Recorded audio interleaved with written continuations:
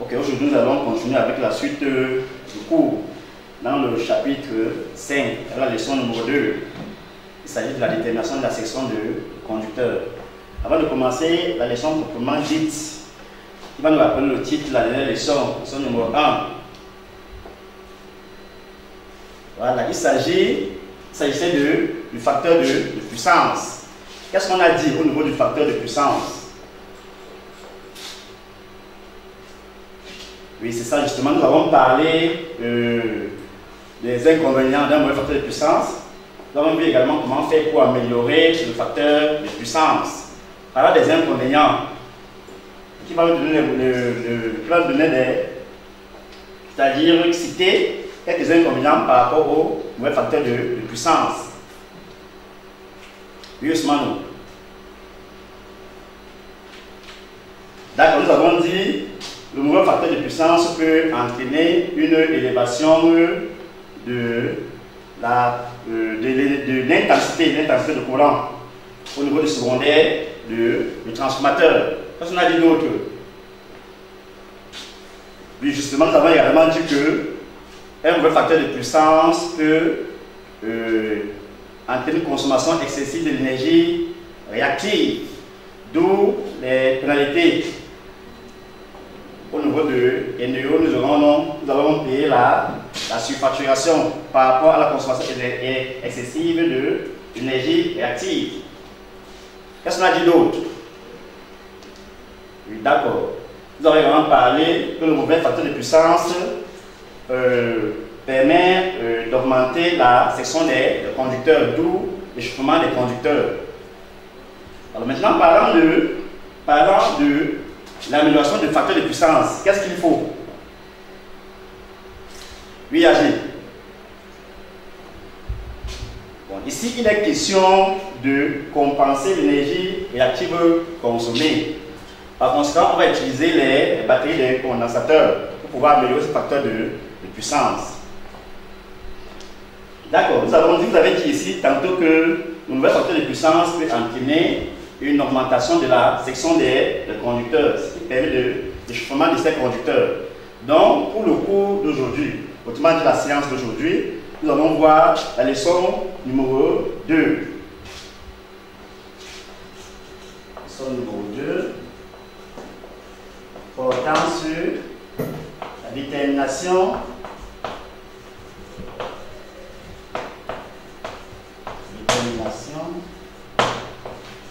de la section des conducteurs.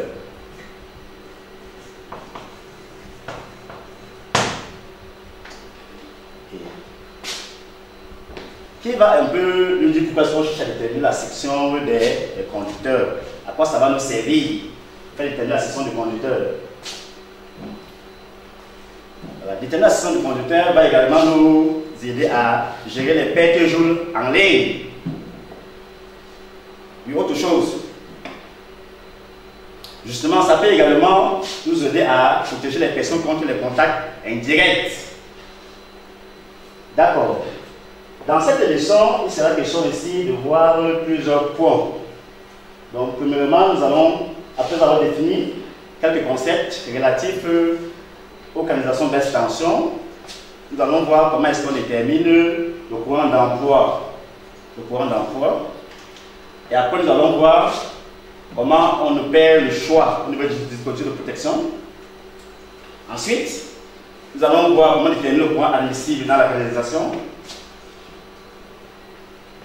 Et à partir des conditions d'installation, nous allons voir comment est-ce qu'on détermine la section des conducteurs. Donc, nous allons prendre comme tout d'abord l'objectif.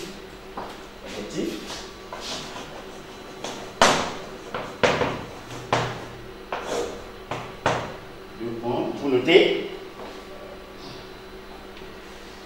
Au terme de cette leçon, l'élève doit être capable de, dans un premier temps, définir quelques thèmes relatifs à la canalisation basse tension, donner le principe de la méthode, déterminer le courant maximal d'emploi,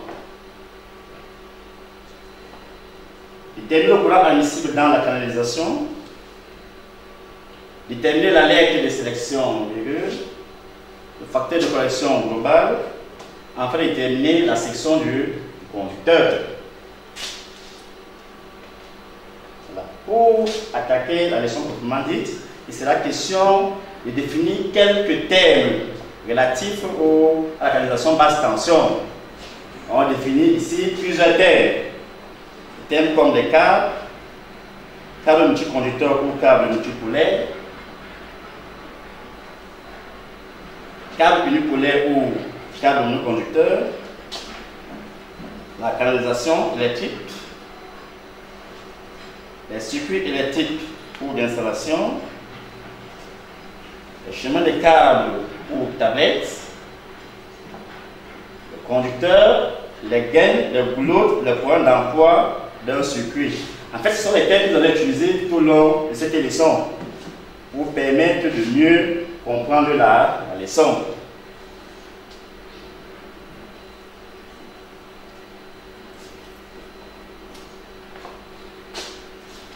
Venez donc en définition des thèmes relatifs aux canalisations basse tension.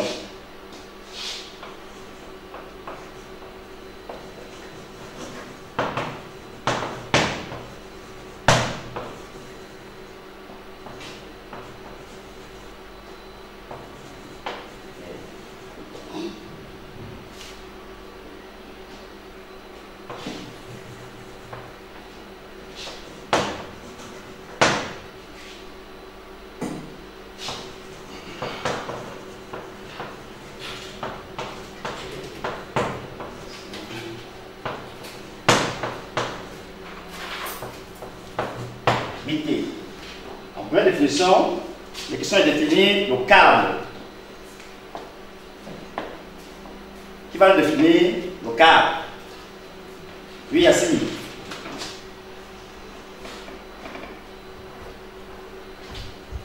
Très bonne réponse. Le câble, on a dit tantôt, le câble c'est un ensemble constitué par un ou plusieurs conducteurs. On passe à la deuxième définition.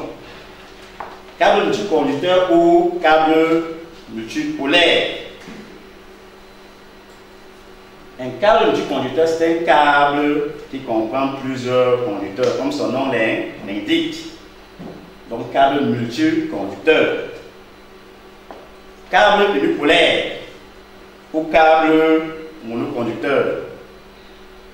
En fait, c'est tout simplement un câble qui contient un seul conducteur. Canalisation. Qui va essayer? Oui, sûrement. D'accord, c'est bon. La canalisation est un ensemble constitué par un ou plusieurs conducteurs électriques et les éléments assurant leur fixation et leur protection. Circuit. Ensemble de matériel électrique de l'installation alimenté à partir de la même origine et protégé contre les surintensités par le ou les dispositifs de protection. Chemin de câble. C'est tout simplement un support constitué d'une base continue, munie de rebords et ne comportant pas de couvert. À 1B, on peut dire le chemin de câble peut être coffré ou non perforé. Voilà. Conducteur, c'est quoi un conducteur? 8 épaules. Le conducteur n'est rien d'autre qu'un ensemble conçu d'une âme conductrice et son enveloppe isolante. La gaine. Enceinte située au-dessus du niveau du sol, accessible aux câbles sur toute leur longueur. Vous prenez une goulotte. Vous connaissez les goulottes, non? C'est qu'on voit généralement dans les... C'est-à-dire au niveau des espaces mignons là, les maisons là. Là, vous avez une installation et puis il y a une forme de, je ne sais pas quoi, le couvercle là, ce qu'on appelle des goulottes. Vous prenez donc goulotte, ensemble d'enveloppes fermées par un couvercle et assurant une protection mécanique des conducteurs, isolés ou des câbles. Au chapitre précédent, nous avons vu le courant d'emploi d'un circuit. Qui peut nous rappeler la définition qu'on avait donnée lors du dernier chapitre?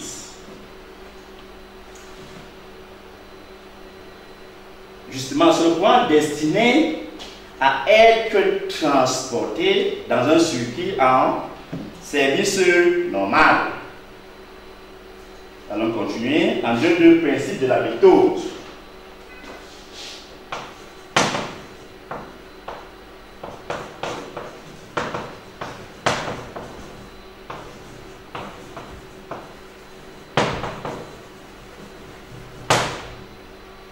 On voit le principe de la méthode.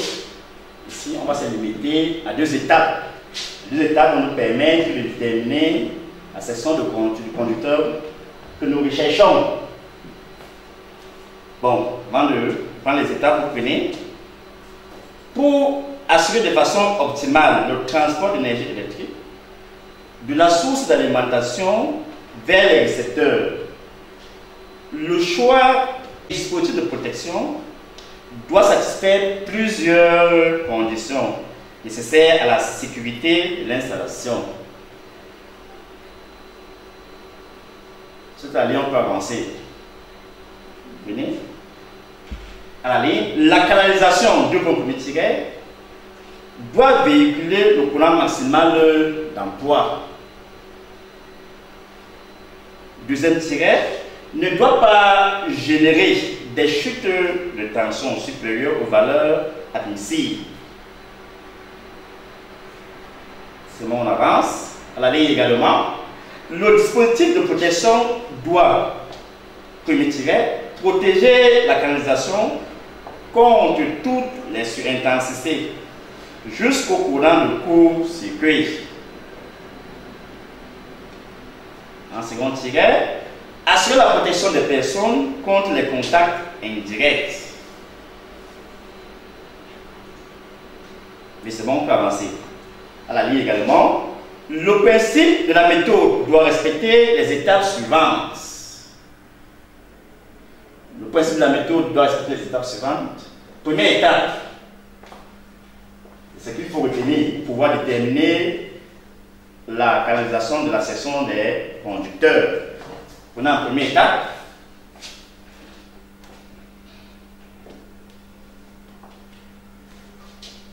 Premier tiret. Connaissant la puissance d'utilisation, on détermine le courant maximal d'emploi, IB. Et on en déduit le courant acier, IN, du dispositif de protection. En second tiret, on calcule le courant de court-circuit maximal ICC à l'origine du circuit et on déduit le pouvoir de coupure PDC du dispositif de protection. Là, c'est la première étape. Après, vous allez passer à la deuxième étape. En premier tiret, vous prenez. Selon les conditions d'installation, c'est-à-dire, en parenthèse, mode de pose, température ambiante, résistivité thermique, 3 points de suspension, on détermine le facteur global de correction K.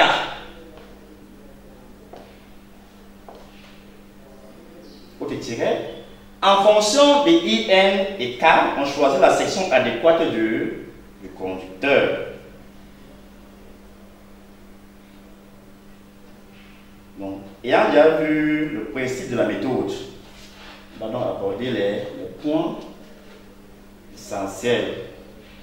Vous prenez en 2, 3, détermination du courant maximal d'emploi IB.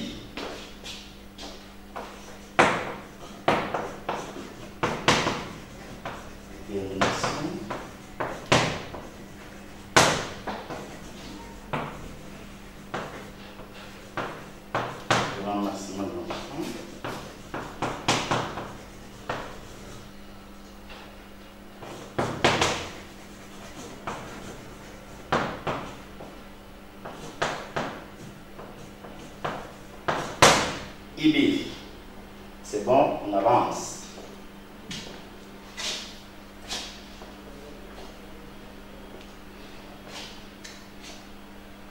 Vous prenez le courant maximal d'emploi IB est défini selon la nature de l'installation alimentée par la canalisation. Le courant maximal d'emploi IB est défini selon la nature de l'installation alimentée par la canalisation.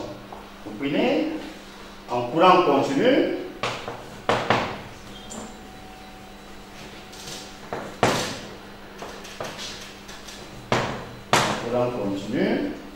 on a IB égale à P sur U. Courant continu, on a IB égale à P sur U. En courant alternatif,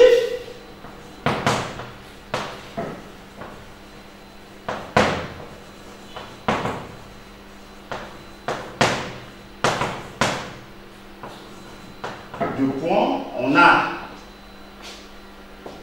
sur deux situations, IB est égal à S sur U en monophasé et IB est égal à S sur E racine de 3 en triphasé.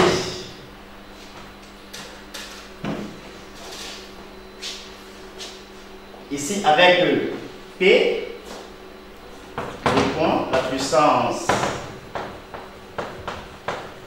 utile en watts. Vous avez également S, la puissance apparente.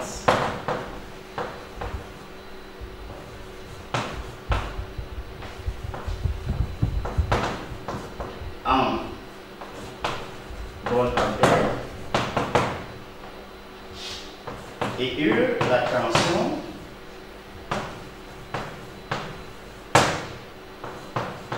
en volts. Cette la ligne, on peut avancer.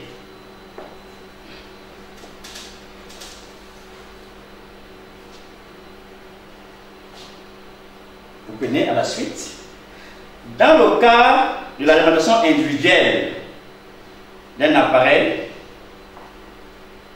le courant IB sera égal au courant nominal de l'appareil alimenté. Dans le cas de l'alimentation individuelle d'un appareil, le courant IB sera égal au courant nominal de l'appareil alimenté.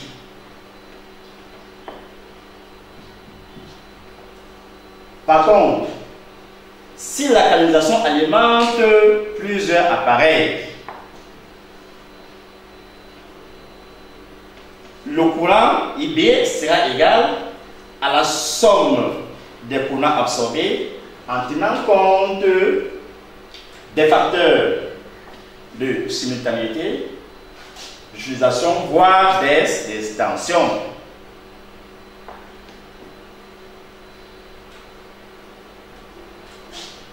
C'est bon pour tout le monde? D'accord, on peut avancer.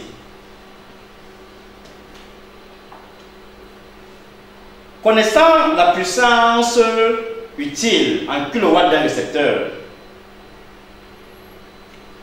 le facteur de puissance et le rendement, on détermine le courant d'emploi par la formule suivante.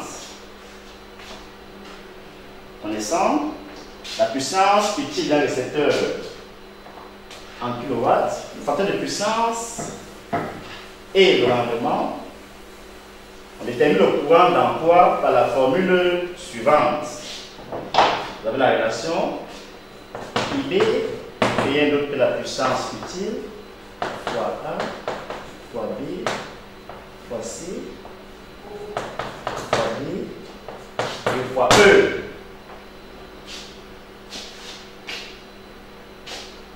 Avec P la puissance utile, puissance utile, ici en kilowatts.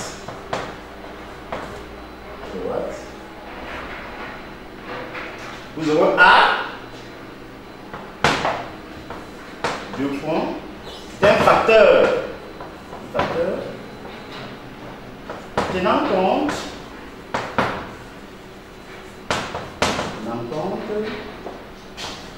du facteur de puissance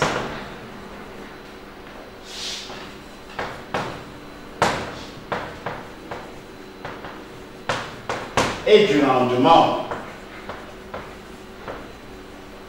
Défini par la relation A est égal à 1 sur hectare fois cosinus phi. B, c'est le facteur d'utilisation.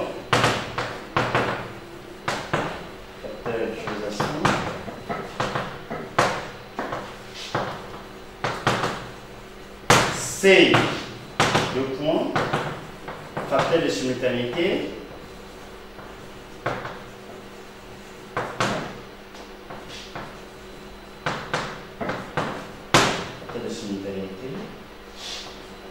D, 2 points, le facteur d'extension.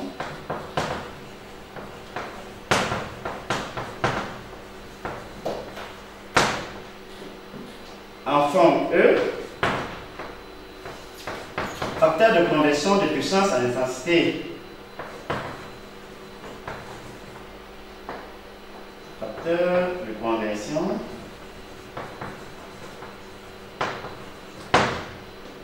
des puissances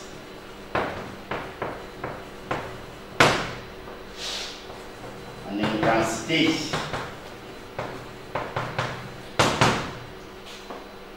Deux points. Les valeurs de E sont données selon les différentes tensions. Vous avez E est égal à 8 en monophasé. Une tension de 127 volts. E 4,35 en monophasé.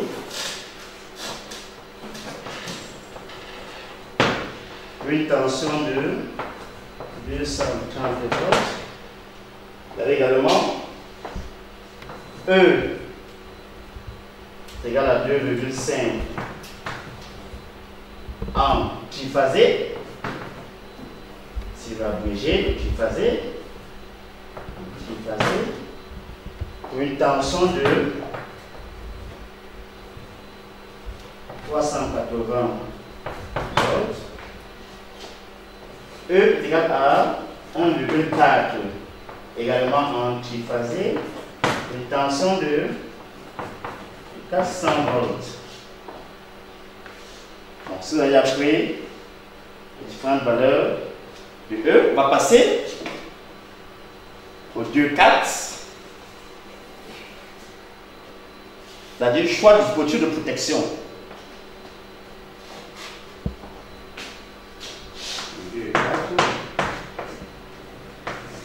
Le choix du dispositif de protection. Choix du dispositif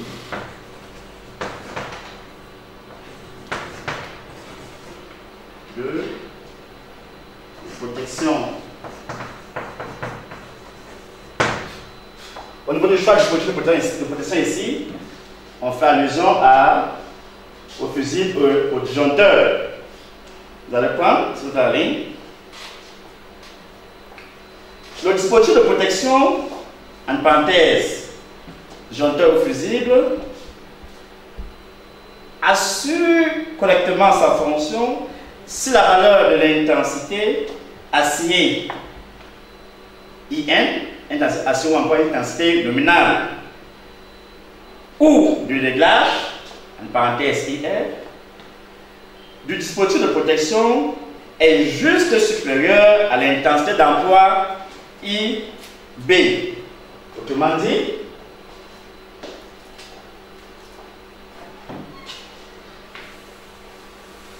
que le dispositif de protection est assuré si la valeur de IN ou IR est supérieure ou égale à IB.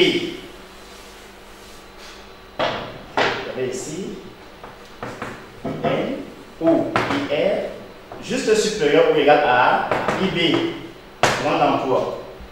Après avoir pris cela, vous prenez la suite. Le courant nominal ou de réglage doit donc être, je vous en prie, compris entre le courant d'emploi et le courant admissible, IZ de la canalisation. Vous avez dit, on aura ici, IB doit être inférieur ou égal à IN, inférieur ou égal à IZ.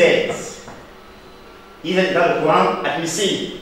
Donc en 2,5, on va prendre détermination de le courant admissible de la canalisation IZ.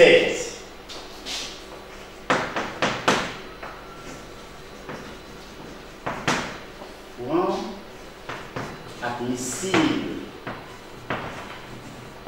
de la canalisation parenthèse IZ.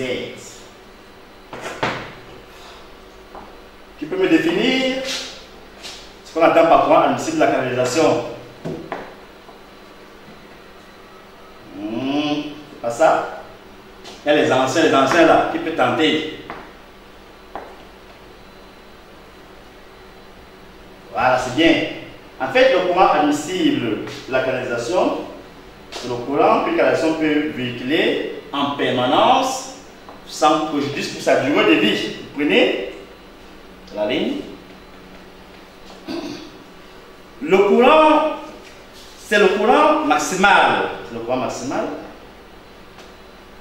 que la canalisation peut véhiculer en permanence sans préjudice pour sa durée de vie. C'est le courant maximal que la canalisation peut véhiculer en permanence sans préjudice pour sa durée de vie. Pour la ligne. La détermination du courant dépend du dispositif de protection. La détermination du courant dépend du dispositif de protection. 2 points premier tiret. Si la protection est faite par un disjoncteur, premier tiret, si la protection est faite par un disjoncteur, on vous dit de prendre IZ, point admissible, de rien d'autre que IN ou IR, point de réglage. À deuxième tiret, on vous dit si la protection maintenant est faite, la protection est faite par un fusible. La protection est faite par un fusible. Pour déterminer IZ, on va tenir compte des valeurs nominales. IN. Vous prenez, ils sont pas fusibles.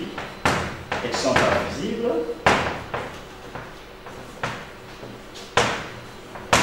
On a ici 3 cas.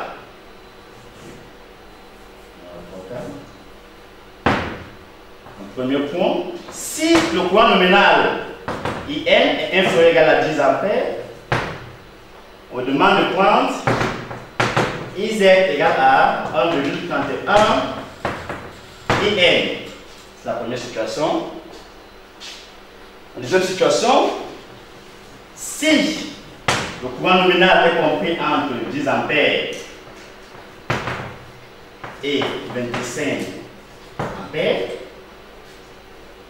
10 ampères et 25 ampères, on demande de prendre IZ égale à 1,21 IN. Et encore une situation, si le courant nominal IN est supérieur à 25 ampères, on demande de prendre IZ, courant admissible, est égal à 1,10 IN. Donc, il faut résumer cela. Donc, le courant admissible dépend du dispositif de protection. Le courant nominal étant la valeur prise supérieure ou égale au courant d'emploi. Le courant admissible n'est rien d'autre égal au courant nominal si la protection est faite par un disjoncteur. Dans le cas où la protection est faite par un fusible, on tient compte des valeurs du courant nominal. Donc, si IN est inférieur ou égal à 10 ampères, prenez IZ égale à 1,31 IN. Si le courant nominal est compris entre 10 ampères et 25 ampères, on vous demande de prendre IZ égale à 1,21 IN. Et enfin, si IN est supérieur à 25 ampères, on demande de prendre IZ égale à 1,10 IN. C'est bon? On va passer 2,6. Détermination de la section S des conducteurs de la canalisation susceptible de véhiculer IZ. Bon, comme le tableau est tellement petit, on va passer ici. On va continuer.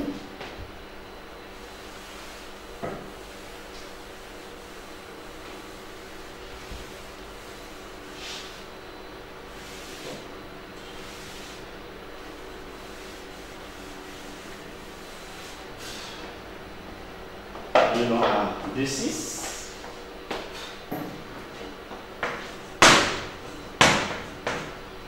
Détermination.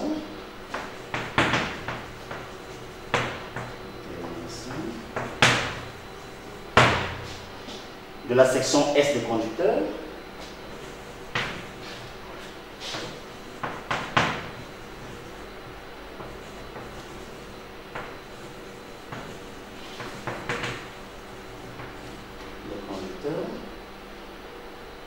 De la canalisation, susceptible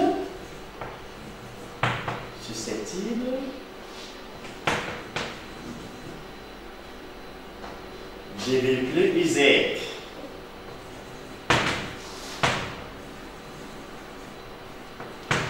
IZ 1, 2, 6.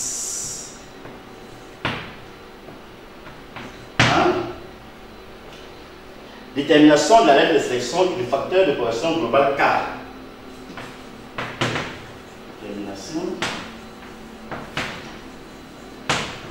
de la règle de sélection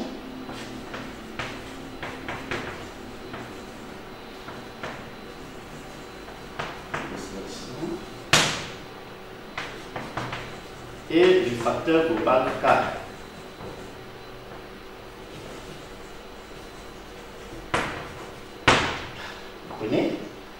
Donc, ici, les questions de déterminer la section de conducteur.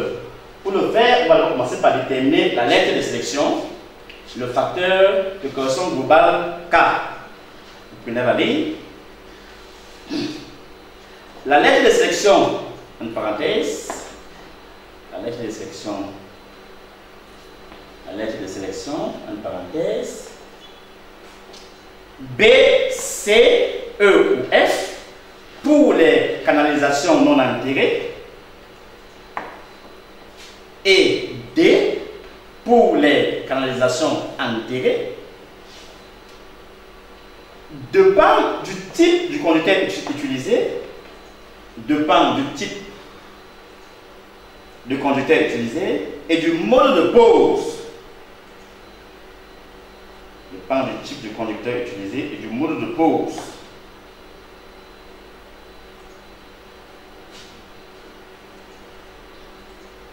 Pour la ligne, le facteur de correction global K, facteur de correction global K, est le produit de tous les facteurs de correction. Le facteur de correction global K est le produit de tous les facteurs de correction en tenant compte des conditions d'installation et d'ambiance de la canalisation, en tenant compte des conditions d'installation et d'ambiance de la canalisation, en parenthèse, température ambiante, groupement des circuits, mode de pose, neutre chargé ou non, pose de plusieurs conducteurs en parallèle par phase. Pose de plusieurs conducteurs en parallèle par phase. Fermez la parenthèse. En 2.6.2, on va donc passer à la détermination pratique de la section minimale de canalisation BT.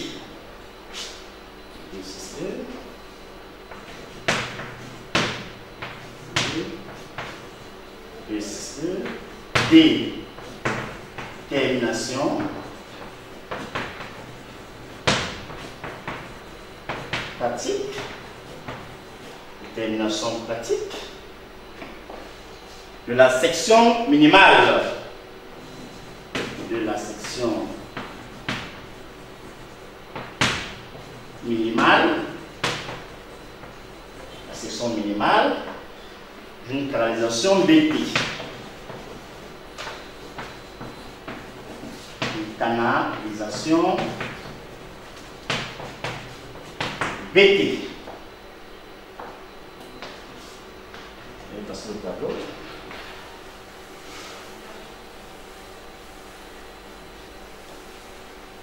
Canalisation BT.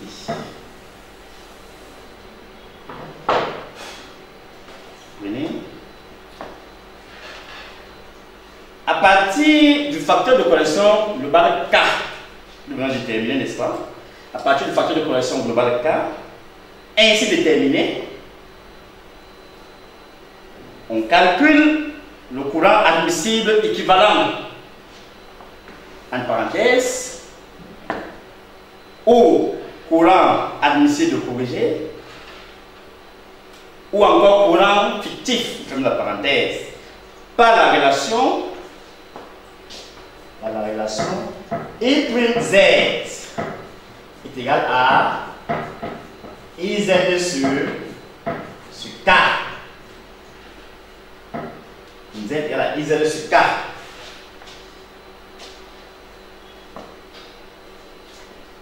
On l'a dit, c'est bon. En se servant du tableau, ci-compte entre parenthèses, annexe 5. On va montrer tout à l'heure, vous allez voir. Se servant du tableau, ci-compte, annexe 5. Pour la lettre de sélection, B, C, E et F, on détermine la section